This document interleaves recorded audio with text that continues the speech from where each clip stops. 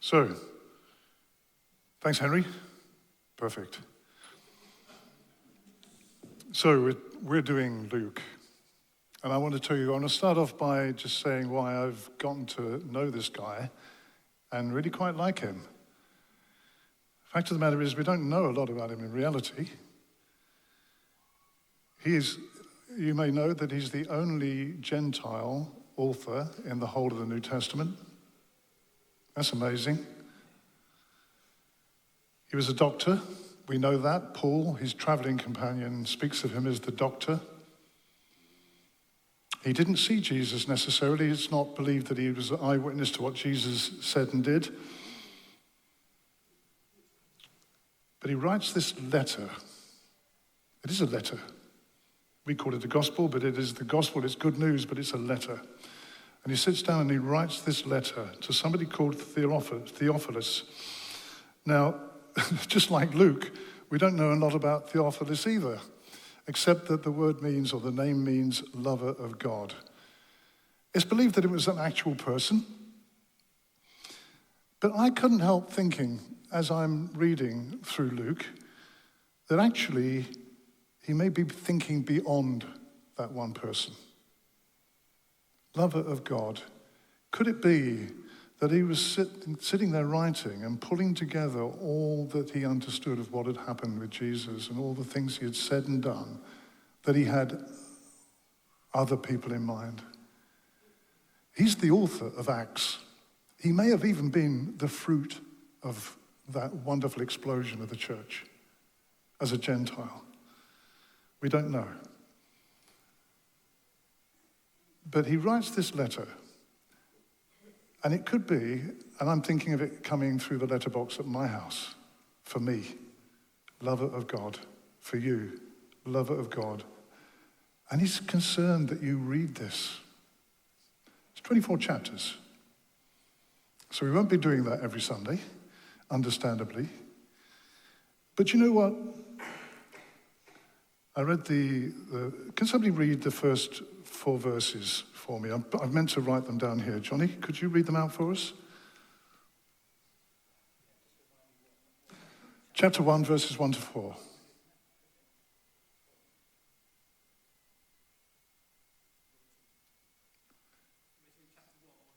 Yes. Okay, Luke chapter 1, verses 1 to 4. Many people have set out to write accounts about the events that have been fulfilled among us. They use the eyewitness reports circulating among us from the early disciples. Having carefully investigated everything from the beginning, I also have decided to write an accurate account for you, most honorable Theophilus, so you can be certain of the truth of everything you were taught. Thank you. Thank you. So that you can be certain of the truth of everything you were taught. You hear the heart of this man, can't you? He's taken time. He's taken time to do the research. Much of his work seems to have been drawn from Mark's gospel, the earliest of the gospels, as believed. So much of it overlaps, but actually he writes it. He writes his accounts in a different way, and I'm going to come to something in a moment about that. But he's concerned that we hear this. And so whereas we are dipping into it, I found myself reading it, started at 1 to 4, and it gripped me. It gripped me because I thought, this guy's taken this time to put all this down, to work on this, to do the research, to check everything. And I owe it to him to read it. Are you hearing what I'm saying? The whole of it. I don't think for one moment anything is in there that is superfluous. He wants us to read it all. And actually, it's not difficult. It flows. But what comes across with reading Luke's gospel, Luke's letter in its entirety, is you get a sense of the underlying theme. You come pop in on stories and you'll hear, as we are going to do today, a specific little passage, a particular event that's happened, but you lose that foundational stuff, that stuff that flows through, pulses through the whole of this work. And I'm going to suggest to you one theme that I've certainly picked up on, and that is the theme of grace. Not that Jesus' life and works were seasoned with grace. Everything he said and did was rooted in grace, flowed from grace. That's the way Luke describes it. And it's not Luke's influence on the writing. There may be some of that. Maybe his experienced grace, of course, himself. But he sees grace in everything that Jesus says and does. And I think that's very accurate. It's come from the Father to show his love. So grace, the more I pondered on it, this word grace, the more profound I found it to be. That so much flows from grace. Our salvation flows from grace. Our faith is a response to God's grace. So much we owe to God's grace, that first move. His passion for us, his love for us, his care over our life. He's got us right there. He knows us, warts and all. He knows everything about us, and he still loves us. And he keeps loving us when we keep failing. I'm a work in progress. I don't boast about my failings. Of course, he knows my heart. He knows my heart. Flawed. But he keeps picking me up, keeps encouraging me to go on. I didn't deserve God's love in the first place when I first made that move to him. And I don't deserve it today. We can't earn it. But God's grace is immense and has achieved so much. And that really wonderful act of sacrifice on the cross. Wow. Do you know what? We have to move, I think, sometimes, though, from an academic understanding of things to really know what it is, to have it course through our life. Can I ask you, those of you who can, to stand up? I want you to stand up. What I'd like you to do is take a deep breath. Take a really deep breath. Okay, breathe out. Now, the next time you breathe in, I want you to say this to yourself. I breathe in grace. I breathe in grace. Do that again. I breathe in grace. Let's reflect on that a moment, what that means. You breathe in all that God has done for you, all that is achieved for you. You breathe in his immanence, his closeness, his arms around you. You reflect on all that means for you, the sense of value it gives you, your identity. As you breathe in grace. Take a seat, Simon. You breathe 12 to 20 times a minute. Average male, average adult breathes 12 to 20 times a minute.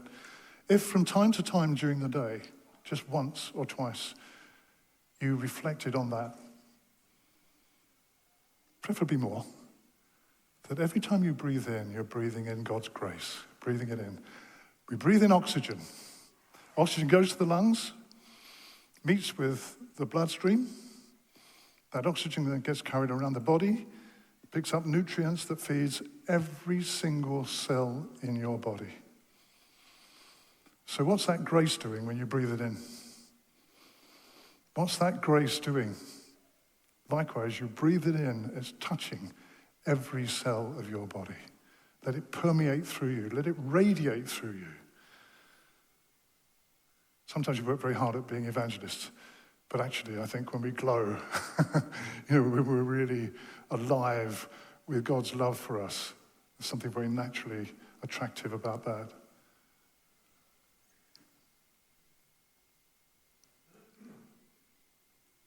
I was touched by Nikki's comment a couple of weeks ago, just throw away. Forgive me, Nikki, I can't remember anything else you said. But the takeaway for me was this. You know, when we have a testimony, we often understandably go back decades. We go back to a very special time when we maybe first made that move of faith and accepted God into our life. God accepted Jesus into our life.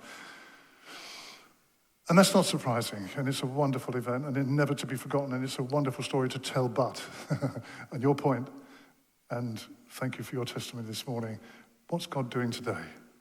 What's God doing today? When we walk in here, I don't know what you feel, when we walk in here, I love that, even when it's difficult to get the service going. Everybody's doing this, because that's what family's about. But I tell you what, there's also, don't you feel it sometimes when you walk in the door? What's God going to do this morning? And what's more to the point, what's he going to do in me this morning? What's he going to add to my testimony this morning that's going to give me another chapter in my life story? What's God going to do? If you haven't been feeling that and you just come with your diary and catching up with friends, think about that as something you can add to your agenda in future. So to this story that I'm supposed to be talking about, sorry, I'll get there now. Let's flip to James 8. It's a whole 4 verses, 4 verses. Jesus calms the storm. So one day Jesus said to his disciples, let us go over to the other side of the lake. This is Gennesaret Lake or Galilee. It's sometimes called the Sea of Galilee, but it's really just a very large lake. So they got into a boat and they set out. As they sailed, he fell asleep. A squall came down on the lake, and that's not uncommon there. In fact, it's known that the waves can get up to 20 feet on this lake, so for a small boat, that's quite perilous. And the boat was understandably being swamped. Maybe they had more people in there than was sensible, but there you go. And they were in great danger. The disciples went and woke him, saying, Master, Master, we're going to drown. He got up and rebuked the wind and the raging waters. The storm subsided, and all was calm. Where is your faith? He asked his disciples. In fear and amazement, they asked one another, who is this? He commands even the winds and the water, and they obey him. I don't know if you've ever been in a situation like that, in a perilous situation on the water. Those of you who sail, I'm not a sailor, but I have sailed. And on one occasion, I was on a trimaran, owned by IBM actually, and we were circumnavigating the Isle of Wight. Set off from Muddyford, going south to go around the Isle of Wight counterclockwise. The forecast was 3 to 4, possibly pushing 5, which would have been lovely, from the west. So you get out, you corner around the Isle of Wight, and you catch the westerly winds, and it flies you along beautifully, except it wasn't. That was the forecast, but you know what forecasts are like. So we get out, everything's going fine on outgoing tide, nipping along, get round to that turning point, and the wind is now northwest, and it's blowing 5 to 6, and that's really just about borderline, really. We had to reef the sails in, which pulled some of the sails in because it was getting a bit hairy. And we had to trapeze out the side. Now, I don't know if you've ever seen this done on boats, where you lean right out, which is fine when the wind is consistent. But when the wind's a bit mischievous, 1 minute you're out there, and the next minute you're sort of, all over the place. And it can be quite dangerous. And I had my son with me, and he's only quite young at this stage. So I forgot to mention, we're all Christians on this boat, 4 of us manning this boat, and we prayed before we set off. But I have to say, because the weather was looking great and the forecast was looking great, it was a very casual prayer. Do you know what I mean by that? Lord, bless this day. Let's get a good tan. Let's get to know each other better, and da-da-da-da-da-da-da. And no, there was no sense of look after us because there was no peril. But suddenly, and I think God has plans, I think sometimes in these things he's working something. And we were praying. I was definitely praying because it was really getting worrying. We had a mayday come over the radio, someone else had capsized. So, it just put me a bit on edge. And then just at that moment, and by the way, because it's coming northwesterly, it's pushing you away from the land. And when you're sailing, sometimes it's nice to have the shelter of the land to take some of the wind off you. But it's pushing us further out to sea. The wind changed. And it went exactly as forecast, west 3 to 4. And we were able to push into a little place called Freshwater. It wasn't a great place. It was down a creek. But it was better than nothing, and it kept us out of the way. But we were still rocking about, even at anchor. So we had to sleep over there. Got up to a most amazing morning. Sunlight, just glorious. And I said to Jeff, who skippered the boat, I said, you're a great skipper, Jeff. And he said, well, he's a better skipper than me. And he said, there were times when I was praying. And I said, I'm glad you didn't tell me at the time, actually, because I was unnerved me a bit. But he said, there was a time when you just know when to hand over. And how many of us know when to stop rolling our sleeves up and just trying harder and just say, over to you, God. I love these little stories, 4 verses. They're a bit like these Russian dolls. When you unpack them, there's another story inside, there's another story inside, there's another one. Do you know what I find really interesting about this story is that some of these disciples were fishermen. They've probably been fishing on this lake generation after generation. It's in their DNA. They know, they can tell you the weather because they can feel the breeze on their cheek.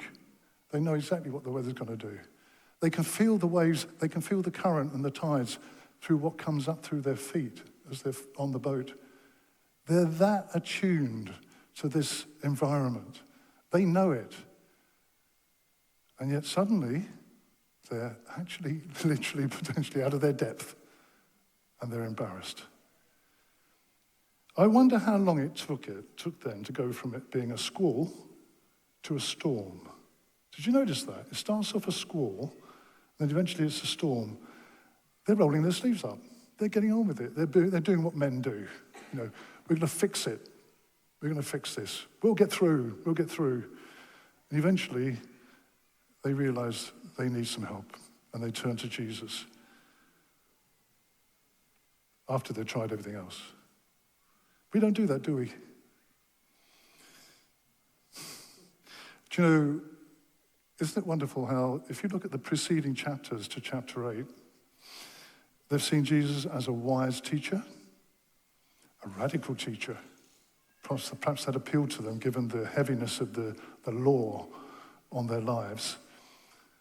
He's radical. He's a wise teacher, but there were many of those. He was a healer, casting out demons, healing people. Wow. But there were many of those too. And then you see how he's gradually showing them, revealing himself to them. Now, he commands the winds and the waves. And they're getting to see more of who he is. But a question when he says to them about their faith.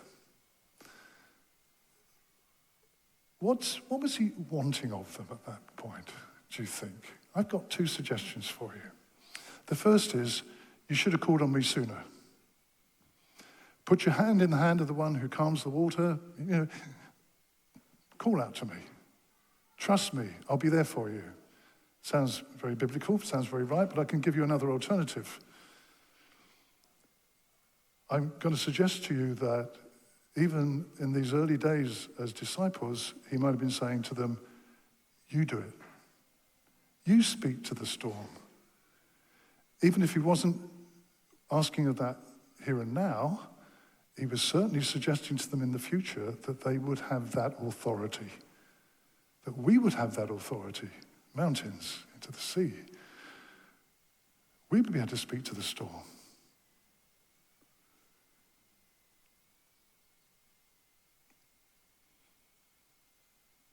I'm just going to pivot back to grace now. Because as I'm pondering on grace, I'm coming to the realization that there are some things that contend with grace. Whenever you stand, there will be contention. Whenever you make a stand for God, whenever you put your feet and say, I trust, I believe, it will be tested.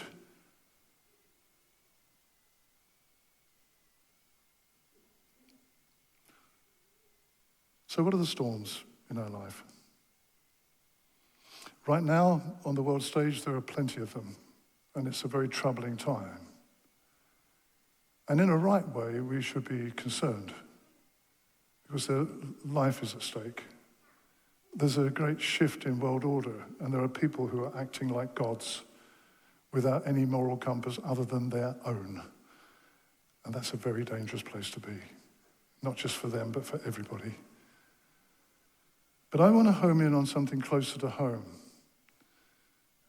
because I just felt that I should talk about the storms that we all experience in our lives, the challenges we see to that place of peace that grace brings. When we're established in our understanding of God's grace for us and his love for us, we can fend things off. But sometimes we've inherited stuff. The stuff packed away in our lives that we push down. Perhaps we've locked a few doors, cupboards, things we just don't go there. And we give God free rein elsewhere. But actually there's still stuff there. I would suggest to you that when we haven't, do you know what it's like when you know, the Christmas tree's still up and it's about 10 days after Christmas and there's still presents underneath and you're thinking, you obviously haven't got grandchildren. Why would that be? Why would you know, the gifts are there and no one's unpacked them, no one's unwrapped them. So much of our faith is in the owning of it, the unpacking of it, owning it, using it, wearing it, whatever, living in it. Because if we don't, we give room to that little voice that comes in and starts to chip away and undermine, and undermine, and undermine. When the serpent speaks to Eve, it's all on a false premise. You know, that God has undersold them. Of course he hadn't. He's wiser than that. And here he goes again. He'll come in and he'll talk to you about those things you've done. That stuff you've done that brings regret. That stuff that you've done in the past that has brought shame. And sometimes they keep you awake. Things that niggle away in the background. They're just the squalls, but they can become storms.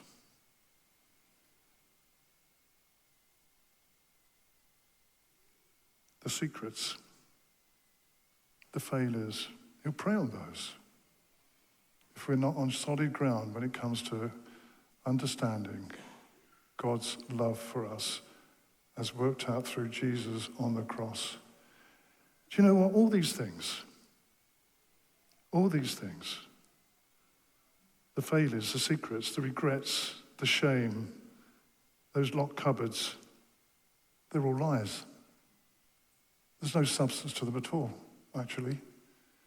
But if that's the air you breathe, it becomes substantial. If that's what you take in, if that's what you believe, and I guess we've all done it, then it becomes real to us. It's all lies because what Jesus did on the cross was complete, absolutely complete. Nothing missed, nothing outstanding. Your past, your present, and your future is all sorted. God has it all in hand. So when you breathe in grace, breathe that in. As often in the day as you can do that, breathe that in. Breathe in grace. And more than that, I want you to breathe out fear. Breathe out fear. I want you to breathe in grace and breathe out fear. Anything that will contend with that peace, that grace in your life, I want you to learn to do this. I love Lectio 365, but I listen to it sometimes in the morning. But you can do this throughout the day. Every time you breathe in, unconsciously, of course, but from time to time, just think, I'm breathing in grace. I'm looking for God to touch me in a new way today, expand my understanding of him, expand my knowledge of his love for me and his care for me over my life, expand my certainty that he's got me. Everything about me is in his hands. I just want to pray. Father, I felt a bit like the guy who boasts about knowing all the words of Shakespeare but not sure the order they should be spoken. I just hope that it's come across this morning. I just so concerned, Father, that your love, your most amazing, powerful love, we might fully know, fully understand, and make no room whatsoever for those words, those little voices in our head to steer us away, to undermine. Father, they're lies. And I want us to be able to, even as we breathe out fear, we say, devil, you're a liar, you're a deceiver. I'm rock solid in my Savior, Jesus, and all that he's done on the cross for me. Amen. Amen.